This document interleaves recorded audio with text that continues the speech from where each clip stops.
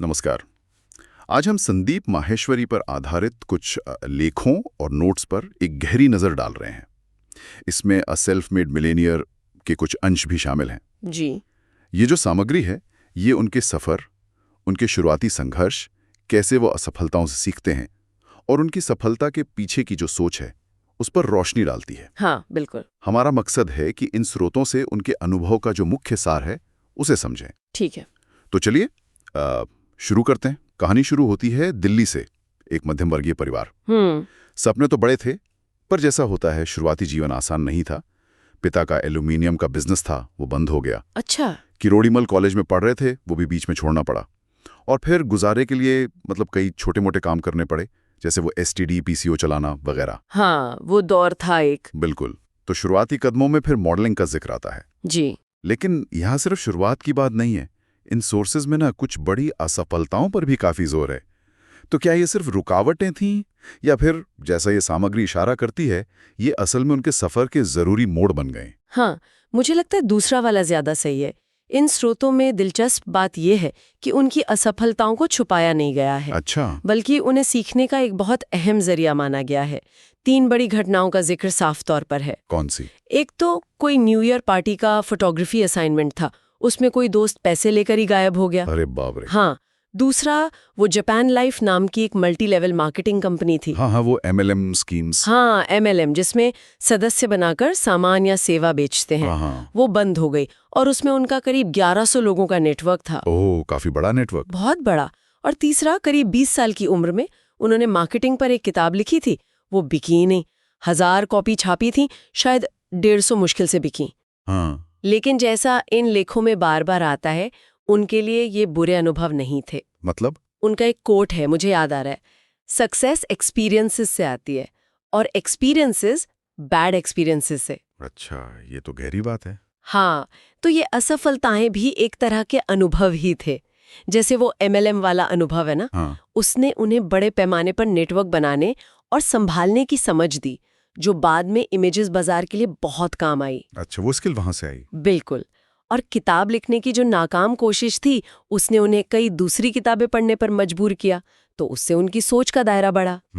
तो सामग्री इस बात पर जोर देती है कि डर असफलता से नहीं होना चाहिए, बल्कि कोशिश ना करने से। सही बात है। और इसी सब सीखने के बीच 2003 में एक बड़ा माइलस्टोन आया, लिम्का बुक ऑफ रिकॉर्ड्स में नाम। हाँ, वो फोटोग्राफी वाला रिकॉर्ड। हाँ, 10 घंटे 45 मिनट में 122 मॉडल्स के 10,000 से ज्यादा शॉट्स। ये तो कमाल है। पर ये सिर्फ रिकॉर्ड के लिए था, या इसके पीछे कोई और सोच थी? नहीं, ये एक सोची समझी स्ट्रैटेजी थी। जैसा स्रोत में उनके हवाले से लिखा है, फोटोग्राफ नहीं बिकता है, नाम बिकता है। अच्छा, नाम बिकता है। हाँ, तो इस वर्ल्ड रिकॉर्ड का मकसद था फोटोग्राफी की दुनिया में अपना नाम बनाना, एक पहचान बनाना, और वो काम कर गया। इससे उन्हें काफी पहचान मिली। Smart move. और फिर इसी पहचान और अनुभव के साथ सिर्फ 26 साल की उम्र में 2006 में इमेजेस बाजार। हाँ, इमेजेस बाजार की शुरुआत की। ये भारतीय चेहरों और थीम पर आधारित तस्वीरों की एक ऑनलाइन स्टॉक फोटो वेबसाइट है। जी, और ये उनकी सबसे बड़ी सफलताओं में से एक मानी जाती है। इसका आइडिया भी बड़ा दिलचस्प था, है ना? किसी एजेंसी में मॉडल्स की स्कैन की भी तस्वीरें देखकर आया था। हाँ, बिल्कुल।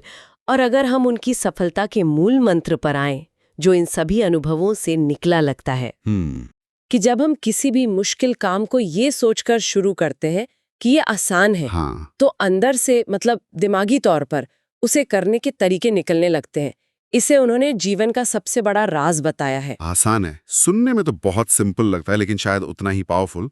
क्या स्रोत ये बताते हैं कि ये सोच असल में काम कैसे करती है? क्या ये हर सिचुएशन में लग जाती है? देखिए, स्रोत इसे एक तरह के मानसिक बदलाव या माइंडसेट शिफ्ट की तरह बताते हैं। अच्छा। ये प्रॉब्लम को देखने का नजरिया बदलने जैसा है। जब आप मान लेते हैं कि कुछ आसान है, तो आपका दिमाग वो समाधान खोजने पर ज्यादा फोकस करता है, बजाय इसके कि मुश्किलों पर ही अटका रहे।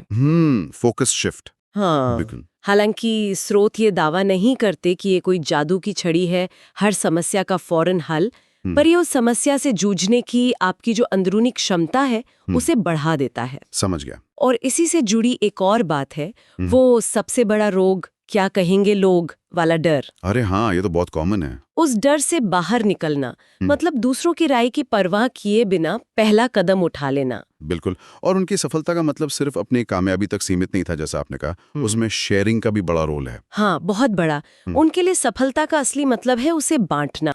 वो कहते हैं शेयर करो, दिल से शेयर करो, सबके साथ शेयर करो।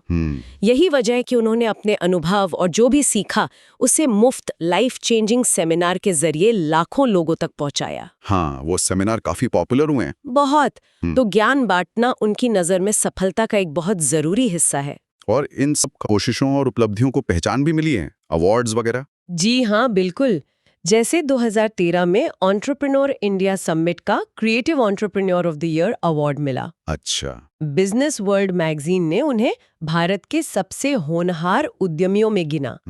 और ग्लोबल यूथ मार्केटिंग फोरम का स्टार यूथ अचीवर अवार्ड भी मिला। तो काफी सराहना मिली है। जी। तो अगर हम इस पूरी चर्चा को समेटे तो कुछ बातें साफ निकल कर आती हैं। एक तो मुश्किलों का डटकर सामना करना।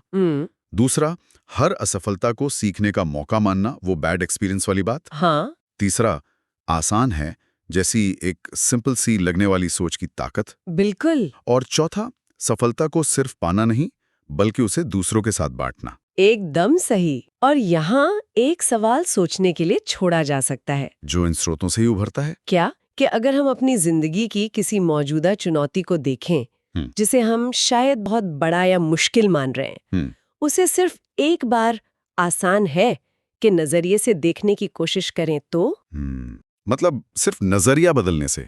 हाँ, क्या सिर्फ ये नजरिया बदलने से उस चुनौती से निपटने का हमारा तरीका बदल सकता है? इस पर सोचना शायद कुछ नए रास्ते खोल दे। दिलचस्प विचार है, सोचने वाली बात है।